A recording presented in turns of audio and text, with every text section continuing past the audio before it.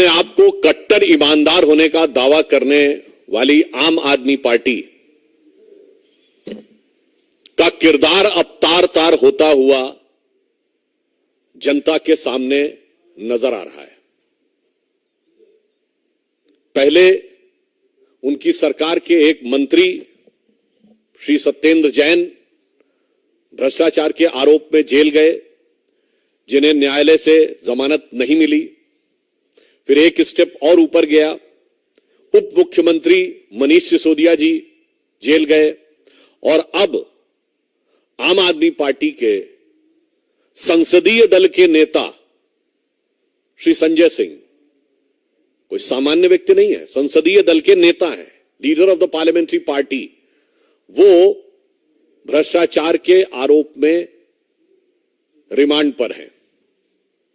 अतः अब यह साफ हो गया है कि आम आदमी पार्टी में भ्रष्टाचार एक आम बात होती चली जा रही है और उसे नित नए खुलासे होना भी बहुत आम बात हो रही है। अब कोई खास बात नहीं रह गई है और जिस प्रकार से मंत्री, उप मुख्यमंत्री और नेता संसदीय दल उत्तरोत्तर भ्रष्टाचार में आरोपित होते चले जा रहे हैं, उससे मैं कहना चाहूंगा कि यह कट्टरता का किरदार पूरी तरीके से तार तार हो रहा है। यहां पर हम यह भी कहना चाहेंगे कि जिस प्रकार के अनर्गल निराधार आरोप आम आदमी पार्टी लगाने का प्रयास करती है, तो हम यह भी स्पष्ट करना चाहते हैं कि न्यायालय ने जो निर्णय दिया है उसमें स्पष्ट रूप से, अब देखिए बहुत साफ है, पैसे का लेन देन, चुनाव में उसका प्रयोग और उससे गंभीर बात है, साक्ष्य ये आए हैं कि पॉलिसी में चेंज इस आधार पर किया गया है और यह चेंज नीतिगत है। नीतिगत है तो इसका मतलब पूरी पार्टी इसमें इन्वॉल्व है, विषय सिर्फ संजय सिंह जी का नहीं है। इसका मतलब हो गया कि नीतिगत निर्णय में पूरी पार्टी इन्वॉल्व है और मुझे लगता है यह शराब का घोटाला तो इनके लिए वैसा बनता चला जा रहा है कि एक तरफ इन्होंने पॉलिसी विड्रॉ की, मैं इस बात को पुनः रीएम्फसाइज करना चाहता हूं, सीबीआई इंक्वायरी शुरू होते ही पॉलिसी विड्रॉ कर ली। क्यों विड्रॉ किया अगर सब कुछ सही था? और विड्रॉ करने के बाद आप उसको डिफेंड भी कर रहे हैं और डिफेंड करते हुए आप उस दलदल में धंसते हुए चले जा रहे हैं। क्योंकि जैसे कर्म किए हैं आम आदमी पार्टी ने, अब वो पूरी चुनौती के साथ उनके सामने आ रहे हैं। यहां पे मैं स्पष्ट करना चाहूंगा कि कल राउज एवेन्यू कोर्ट ने अपने निर्णय में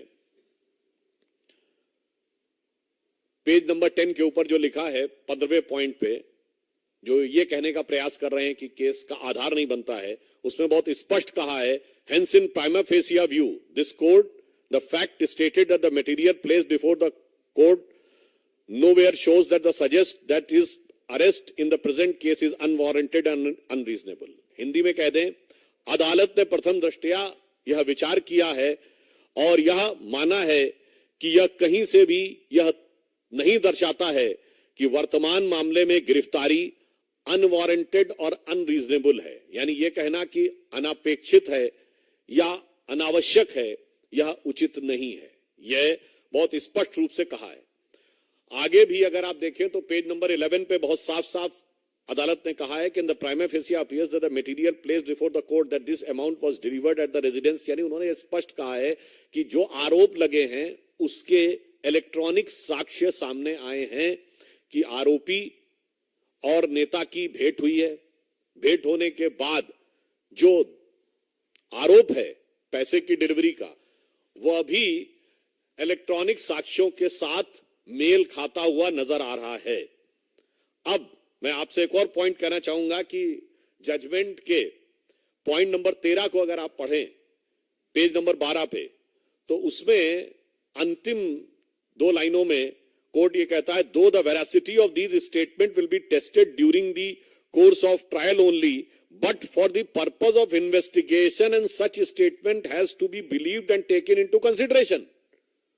उन्होंने कहा कि वास्तविकता में दोष का निर्धारण जांच के बाद होगा, पर प्रथम दृष्टया जो साक्ष्य हैं वो विश्वास करने योग्य और कार्रवाई शुरू करने योग्य नजर आ रहे हैं।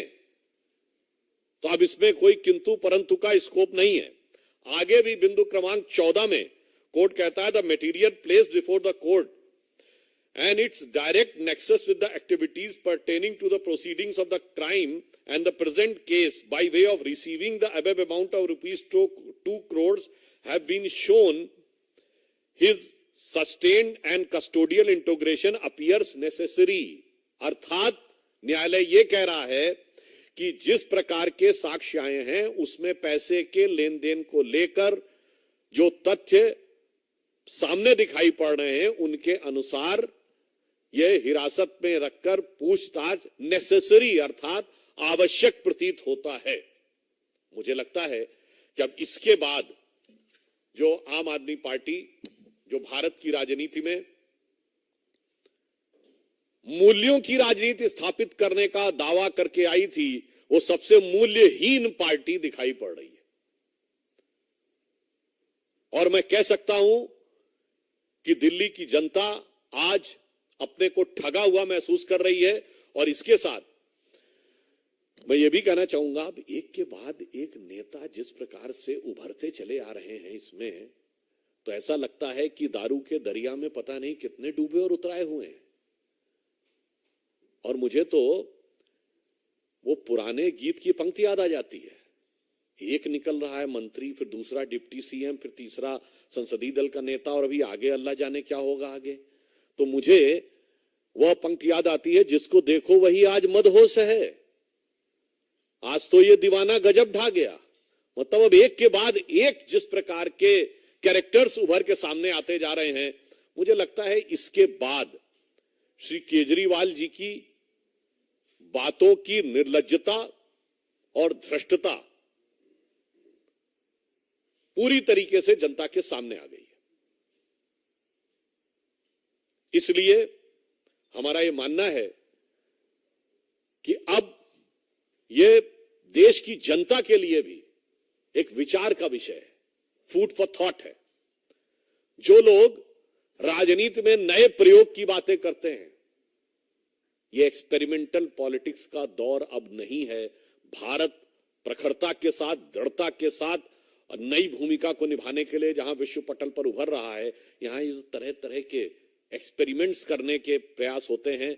उन एक्सपेरिमेंट्स का परिणाम कितना दुखद और देश के लिए खतरनाक हो सकता है, और उन प्रयोगों के चेहरे पर चढ़ा हुआ मुखौटा कितनी जल्दी उतर सकता है, यह भी समझना चाहिए। बहुत स्पष्ट है कि अब किसी भी प्रकार का प्रयोग भारतीय राजनीति के लिए घातक हो सकता है।